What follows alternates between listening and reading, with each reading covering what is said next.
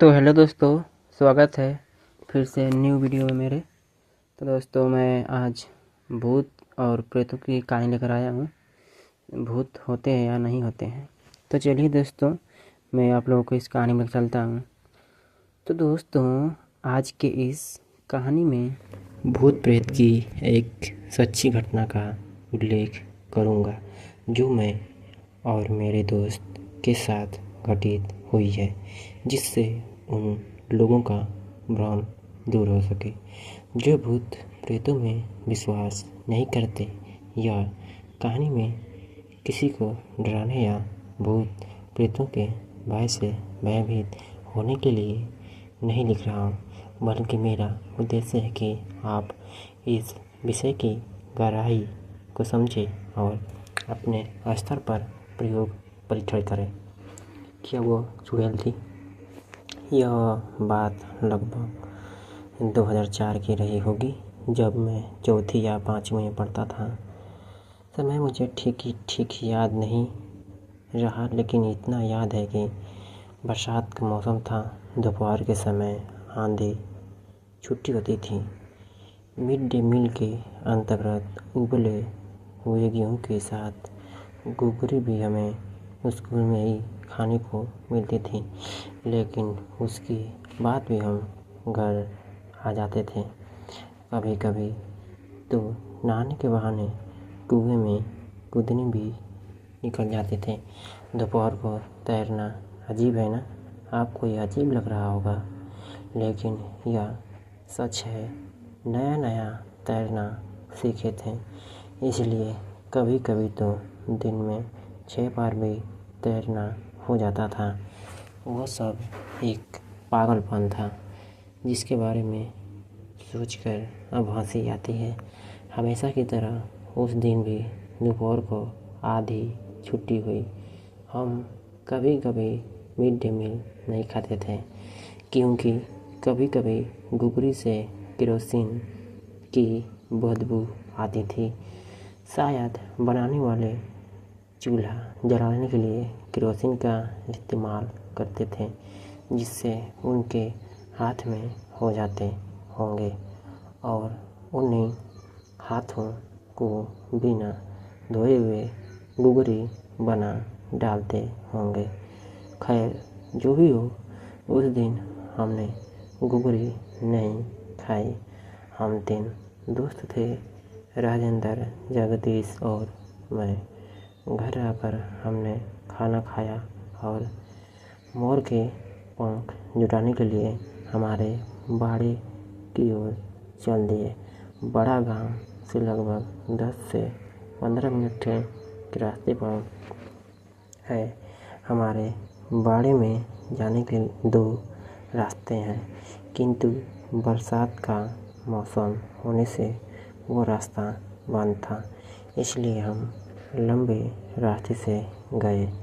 हम मोर के पंख तलाश करते हुए सबके बाड़े में घूमने लगे। उसके बाद मेरे बाड़े में आए। वहाँ हमें 1-2 मोर के पंख भी मिले थे। शायद मेरे बाड़े के बाद जगदीश के बाड़े का नंबर आता है। हम उसे भी घूमे। बाड़े में उस समय 7-8 इंच बड़ी घास थी और मोर के पंख भी दूर से लगभग हरे भरे ही दिख रहे थे, इसलिए हमें पूरे बाड़े में घूमना होता था। जगदीश के बाड़े में उसे कुछ काम था, इसलिए उसने वहीं छोड़कर हमें आगे बढ़ गए। अगला नंबर राजेंद्र के बाड़े का था। राजेंद्र के बाड़े में ज़्यादातर पेड़ पौधे थे। 2 बांस के बड़े गुच्छे और 3-4 बकान के पेड़ थे। राजेंद्र बाड़े के ऊपरी छोर पर आया और मैं नीचे था।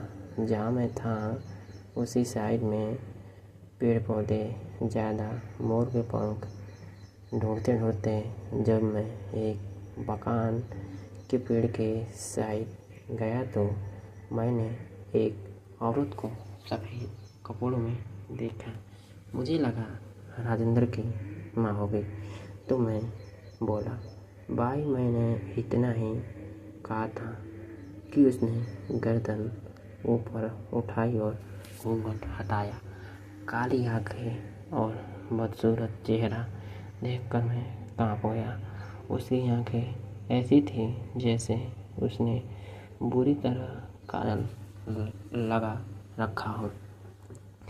मैं डरकर भागा और बाड़े की बाड़ कूदकर बाहर निकलकर राजेंद्र पर चिल्लाने लगा, बाहर आ, बाहर आ, देख यहाँ कोई है। वह पूछने लगा, कौन है? मैंने इशारे से उसे बताया। इतने में वो डरावनी चुड़ैल खड़ी हो गई। जैसे ही उसने उसकी शक्ल देखी, वो डर कर भाग गया। उसे भागता देख मैं और आगे भागा। हम दोनों वहाँ से कुछ ही दूरी पर एक बरगद के पेड़ के नीचे खड़े होकर जगदीश पर चिल्लाने लगे। उसे आने के लिए पुकारने लगे। वो उसके बाद बाड़ी से निकलकर आया और पूछने लगा, क्या हुआ? कोई सांप देख लिया क्या तुम लोगों ने? मैंने दबी हुई आवाज़ में कहा, अरे वहाँ उस मकान के पेड़ के नीचे एक डरावनी औरत है। हम में से वही बड़ा और निडर था। मेरी बात उपेक्षा करते हुए बोला, अरे यार राजेंद्र की दादी हो गई, घर में कोई लड़ाई हो गई होगी, इसलिए यहाँ आकर बैठी होंगी। यह कहते हुए वह उस पेड़ की ओर गया जहाँ वह औरत बैठी थी। वह इतना बेपरवाह था कि सीधा उसके पास चला गया और बोला, भाई। जब उसने उसकी तरफ देखा तो उसके पसीने छूट गए। वह इतनी तेज़ी से वहाँ से भागा कि उसने रास्ता देखना भी उचित नहीं समझा। सीधा बाड़े की बाढ़ कूदकर हमारे पास आ गया, लेकिन जल्दबाजी में उसकी चप्पल रास्ते में ही खुल गई। उसे भागता देख हम भी भाग लिए। भागते भागते हम गांव में आ गए। गांव में घुसते ही हमें पहले व्यक्ति कन्हैयालाल जी मिले। उनका घर वहीं पास में था। हाँफते हुए हमने बोला, हमने सारी बात उनको बताई। वो बोले, चलो मुझे दिखाओ। हम उनको लेकर वहाँ गए, लेकिन तब वहाँ कोई नहीं था।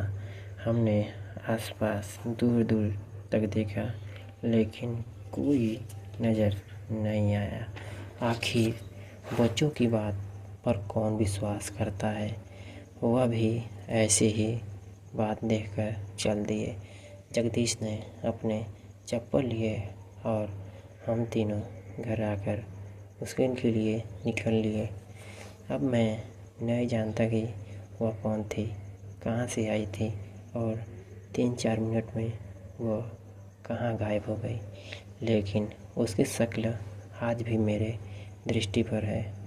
जहाँ तक मुझे पता है, हमारे गांव में कोई भी औरत सफ़ेद वस्त्र नहीं पहनती, तो उसने क्यों पहन रखे थे? अगर वो कोई भी थी तो उसका हमें देखना महज एक संयोग था, क्योंकि उसने हमें कोई नुकसान नहीं पहुंचाया, ना ही उसने हमें डराने की कोशिश की। शायद कोई परेशान आत्मा होगी।